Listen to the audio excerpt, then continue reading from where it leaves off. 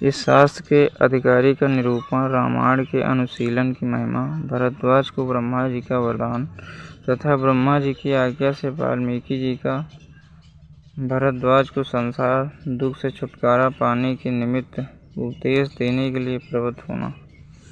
जो प्रकाश ज्ञान स्वरूप सर्वव्यापी परमात्मा स्वर्ग में, भूतल में, आकाश में तथा हमारे अंदर और बाहर सर्वत्र प्रकाशित हो रहे हैं, उन सर्वात्मा को नमस्कार है।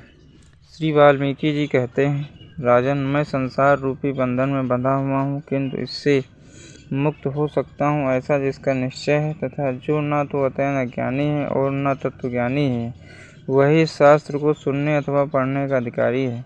जो पहले कथा रूपी उपाय से युक्त रामायण के बाल, अयोध्या आदि सभी कांडों का विचार परिशीलन करके मोक्ष के उपाय भूत इन वैराग्य आदि 6 प्रकरणों का विचार करता है, वह विद्वान पुरुष फिर इस संसार में जन्म नहीं लेता। शत्रुओं का मर्दन करने वाले नरेश, यह रामायण पूर्व और उत्तर 2 खंडों से युक्त है। इसमें राग, द्वेष आदि दोषों को दूर करने के लिए राम कथा रूपी प्रबल उपाय बताए गए हैं। पहले इन बाल आदि 7 कांडों की रचना करके मैंने एकाग्रचित हो अपने बुद्धिमान एवं विनयशील शिष्य भरद्वाज को इसका ज्ञान प्रदान किया। ठीक उसी तरह जैसे समुद्र मणि या रत्न इच्छा रखने वाले याचक को मणि प्रदान करता है, बुद्धिमान भरद्वाज ने मुझसे कथा रूपी उपाय वाले इन 7 कांडों का अध्ययन करने के पश्चात मेरु पर्वत की किसी गहन वन में ब्रह्मा जी के सामने इनका वर्णन किया। इससे महान आशय वाले लोक पितामह भगवान ब्रह्मा भरद्वाज के ऊपर बहुत संतुष्ट हुए और उनसे बोले, बेटा, तुम मुझसे कोई वर मांग लो।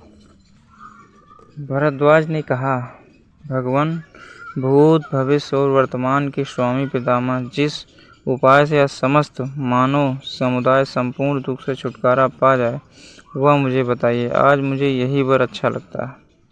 श्री ब्रह्मा जी ने कहा, बस तुम इस विषय में शीघ्र ही प्रयत्न पूर्वक अपने गुरु वाल्मीकि जी से प्रार्थना करो। उन्होंने जिस निर्दोष रामायण की रचना आरंभ की है, उसका श्रवण कर लेने पर मनुष्य संपूर्ण मोह से पार हो जाएंगे।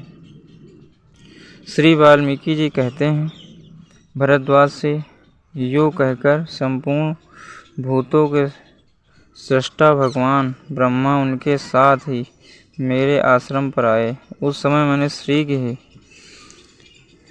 आदि के द्वारा उन भगवान ब्रह्मा जी का पूजन किया। तत्पश्चात समस्त प्राणियों के हित में तत्पर रहने वाले ब्रह्मा जी ने मुझसे कहा, श्रेष्ठ महर्षि, श्री रामचंद्र जी के स्वभाव एवं स्वरूप का वर्णन करने वाले इस निर्दोष रामायण का आरंभ करके जब तक इसकी समाप्ति न हो जाए, तब तक कितना भी उद्योग क्यों न हो, तुम इसका परित्याग न करना।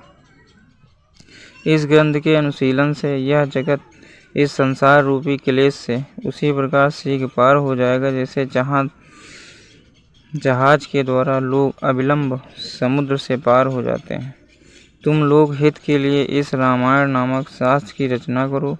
इसी बात को कहने के लिए मैं स्वयं यहाँ तक आया हूँ। तत्पश्चात वे मेरे उस पवित्र आश्रम से उसी क्षण अदृश्य हो गए।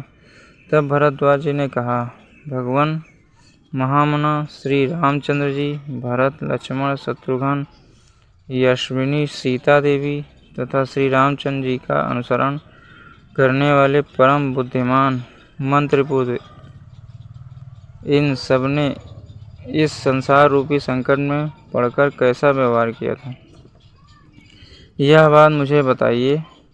इसे सुनकर अन्य लोगों के साथ भी वैसा ही बर्ताव करूँगा।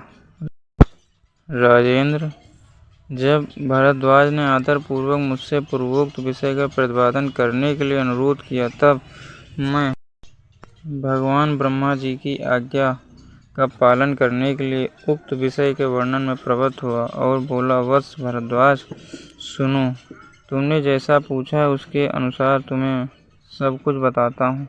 मेरे उपदेश को सुनने से तुम अपना सारा मोह दूर कर सको। बुद्धिमान भरद्वाज, तुम वैसा ही व्यवहार करो जैसा कि आनंद स्वरूप कमल नयन भगवान श्री राम ने अपने संसार में अनासक्त भाव से रहकर किया था।